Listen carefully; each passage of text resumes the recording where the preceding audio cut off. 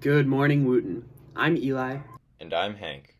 Today is Friday, December 11th, 2020, and these are your weekly announcements brought to you by the TV Internship Program and the SGA. And now for the Pledge of Allegiance.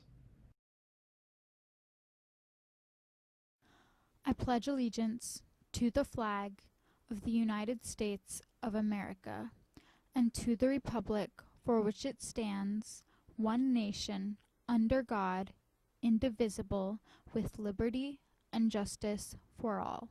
The word of the week is matriculate. Do you know what it means, Wootton? Did you know the average U.S. household has 300,000 things in it? The Students Against Destructive Decisions, or SADD, works to create a peer-to-peer environment where students can discuss the pressures and struggles we experience in high school in fun and interactive ways, such as Kahoots, Zoom Yoga, and more. For more information, join the Facebook group at Wootton SADD or check out our Instagram at Wootton SADD or email us at woottonsadd@gmail.com. And now for a morning announcements procedure video. Staff and students. The procedures for the morning announcements are as follows. Please email your morning announcement requests using your school email to Renee Hyman, Jennifer Hicks, Lucy Monroy, and G. Heim, and make sure to do so simultaneously and by Wednesday at 11 a.m. Announcements are to be submitted by teachers or sponsors only. Please make sure you type morning announcement in the subject line of your email. Please include in the email start dates and end dates and the location and time of the event if applicable. These events must match the school calendar and must be a short description only. Please refrain from submitting pictures, diagrams, email addresses, website addresses, Zoom links, and telephone numbers. Videos are to be submitted by teachers or sponsors only to Kenny Jacobs in advance or by 11 a.m. on Wednesday. The morning announcements will be available to view on Friday morning. Club or class sponsors, please check the content of the request before you forward the announcement to us. All morning announcement requests must come through a teacher or staff email. Thank you for your time. Need some help with homework? Would you like a tutor? Homework Club will meet after school from 2:45 to 3:45 on Tuesday, Wednesday, and Thursday afternoons or by appointment. For the Zoom link, go to Activities on the Wootton webpage. Click on the 2020-2021 SGA full list of clubs. Find the club Zoom link under Homework Club.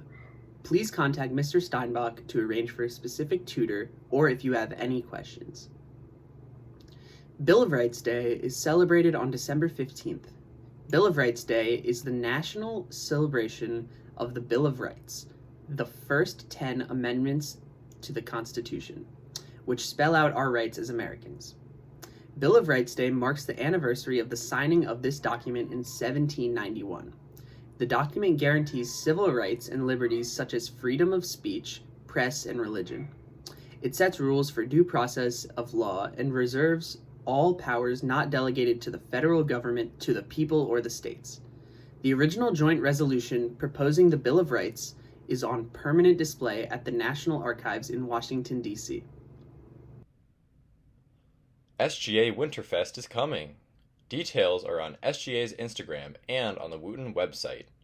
Winterfest began Monday, December 7th and will run through Friday, December 18th. There are contests, music, games, performances, and events planned for each day. Check the SGA Instagram account so you don't miss any of it. You can begin to get ready for our Spirit Week holiday competition now so that you can send your pictures to the SGA Instagram account. Monday, December 14th is Holiday Pajama Day. Tuesday, December 15th is Swinter Day, summer and winter combo. Wednesday, December 16th is Movie Bracket Day. Vote for your favorite holiday movie on the Instagram. Thursday, December 17th is Holiday Costume Day. And Friday, December 18th is Ugly Sweater Day. Remember, check the SGA Instagram account for all the details. And now for a COVID care video hosted by Josh Friedman. Hello, Wootton students. My name is Josh Friedman, and I'm currently a junior. Remote learning definitely has its limitations, and in my opinion, one of the worst is that students can no longer see their teachers before, during, or after school in order to receive extra help. Additionally, it is hard to build relationships with your educators in a virtual environment. While we do have designated check-in times, it can sometimes be difficult competing for a teacher's help amongst other students in only 20 minutes. That is why I started COVID Care Vids, an additional way students can get information from and about their teachers, as well as resources for additional help at any convenient time. I sincerely hope that this benefits the Wootton community.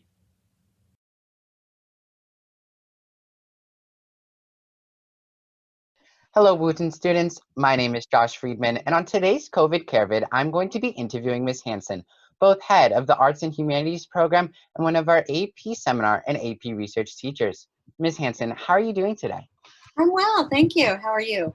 I'm doing well, thank you. So to start off, how can students make the most of their time in arts and humanities during the virtual learning?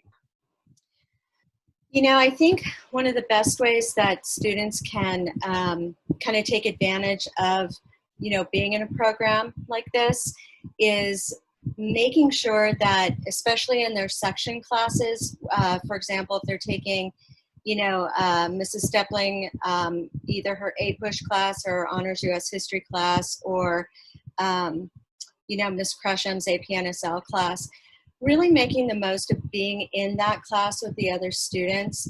It's one of the reasons that we put the students together as a cohort, especially during 9th and 10th grade years, is because they really, I think, get to know each other during those classes, and especially for the freshmen, really begin to make friends among students who have who have the same interests as they do. And I think one of the best things about those classes is that, the teachers are super engaged, the students are super engaged. And I think, just being willing to, to add to the discussion and be part of that, that kind of rich environment, I think is really one of the best ways to take advantage of it. Definitely. And for AP Seminar and AP Research students, how have lessons adapted to be more suitable for remote learning? Well, this year with AP Seminar, I'm working with Ms. Kaplan and Mr. Bentley. He's a science teacher, as you know. And what we've really been able to do is kind of work together to move our lessons from in-person to online.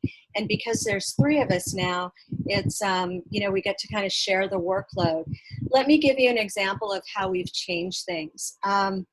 Because we have the Wednesday flex day and asynchronous learning, one of the things that we've learned to do is to create a PowerPoint and then do a screencastify, so that we're still kind of continuing the learning, but it's asynchronous. And so trying to make sure that those are engaging and interesting to the students, that's a really important aspect.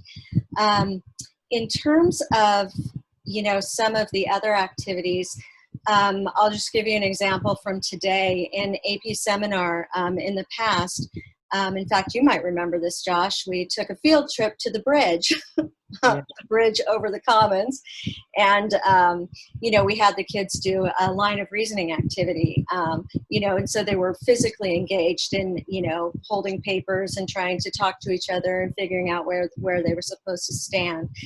So what we did is we adapted that to an online atmosphere where we had a breakout room for the kids, and we gave them PowerPoints where they had to figure out how to put the slides in order. So for a line of reasoning lesson, it wasn't physical, but it was definitely something where they had to really think through and how to put things together.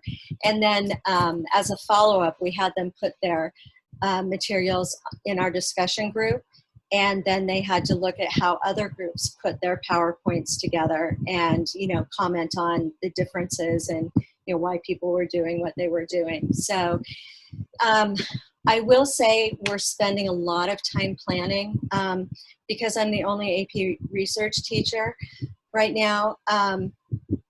I'm finding that I'm spending a lot of time planning how to go from, the kinds of things we were doing in class to in AP research, there's a little more, I want to say it's not free time, but it's independent time for the students to work while I'm available to talk with them. And when you're in class, that's not a big deal. But when you're online, it is different. We only have 2.5 hours or so a week instead of, what, about 4? And so I'm trying to use my face-to-face time as best I can, but then meet with students outside of class time. And I'm about to start my second round of individual meetings with students where we talk about their projects. And I use a Sign Up Genius for that. So, and that's not in class time. So it's just a different allocation of time and energy is what it comes down to. So what do you expect of students as they take an AP seminar or an AP research class virtually this year? I think that I don't know that I have any different expectations than other AP teachers. My expectation is that the students will be engaged, that they'll be on time, that they'll do their work. I mean, all those really good things. I think especially with my AP research students, once we get into their individual projects and they're really working on those, I really expect them to be doing that work on their own. And, it's always a little nerve-wracking working with students who are doing independent work. Nerve-wracking in the sense that, sometimes students won't come to you if they're having problems. And then by the time you find out, it's a little too late. So I definitely expect my students to be in contact with them about whatever it is that they're working on, making sure that they've kind of hit all the benchmarks along the way with what they have to do for the project. I think it comes down to engagement, and again, I'm not really sure that's different from other AP teachers, so. And what can students who are planning on taking an AP seminar or an AP research course in the future do right now to best prepare themselves for the courses? I think one of the best things that AP seminar students can do, and AP research, but AP research is a follow-on of seminar.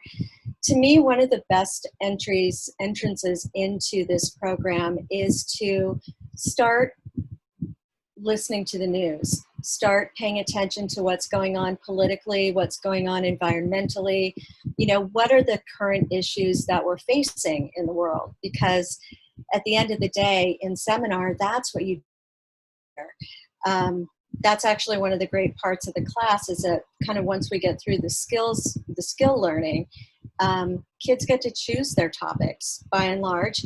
And so being able to kind of make informed choices about what they want to study, I think is really important. So, download the Associated Press app, download the Washington Post app, watch the news, do all those kinds of things. And hang on just a second. Do all those kinds of things so that they can, when they get to class, they can be informed and, knowledgeable students. It's a really important aspect. And hopefully they're already doing that in APNSL, but just being keyed into events.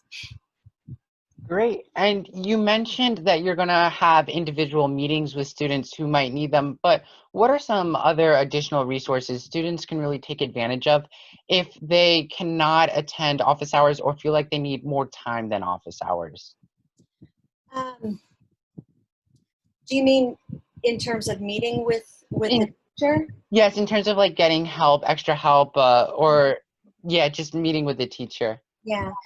I think one of the ways that I found really helpful is having the students keep in email contact with me, at least to lay out, and I know it's hard sometimes to set up, a time where you can talk, but, doing emails so that you can at least get, here are my issues, here are the things that I need to talk about.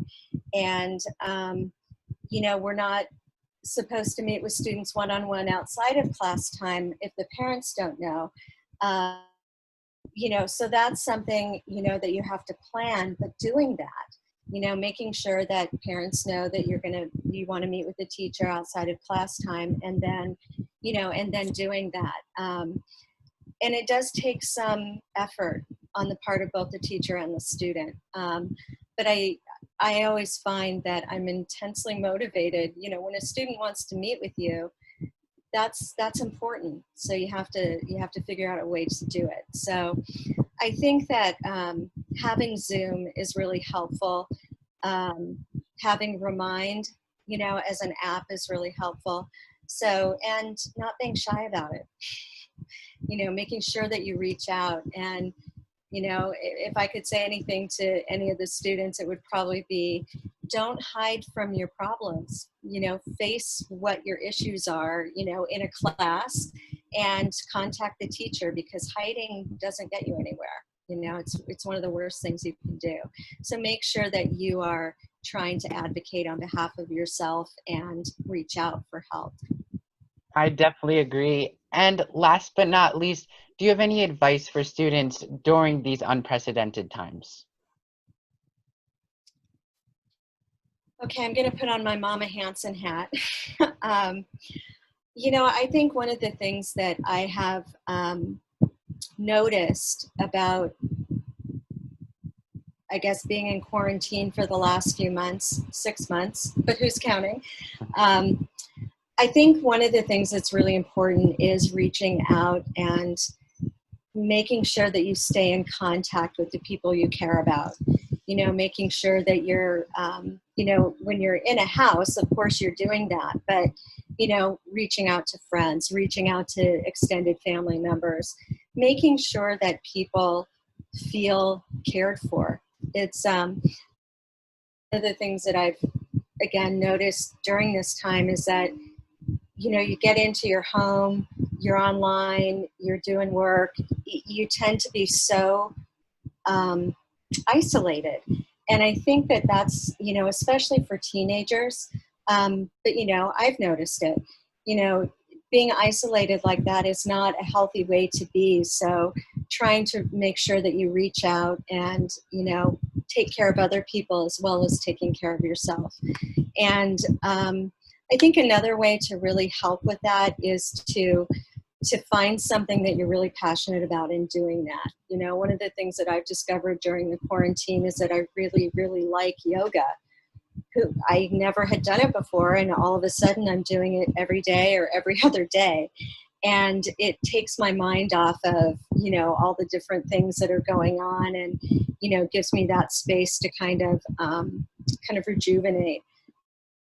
Walking, running, doing physical activity, that kind of thing. I think that's really important. Well, thank you very much for your time and for being a part of COVID CareVids. Well, thank you for asking me.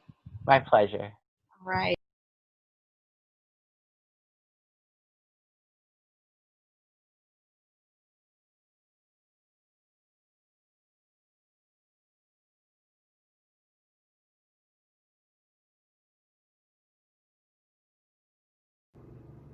The word of the week is matriculate, meaning to enroll as a member of a body and especially of a college or university. And the quote of the week is, "To be yourself in a world that is constantly trying to make you something else is the greatest accomplishment." Ralph Waldo Emerson. The 2020-2021 SGA theme this year is Unity Through Adversity. Please remember to walk wise and drive wise. Have a wondrous weekend, Wootton.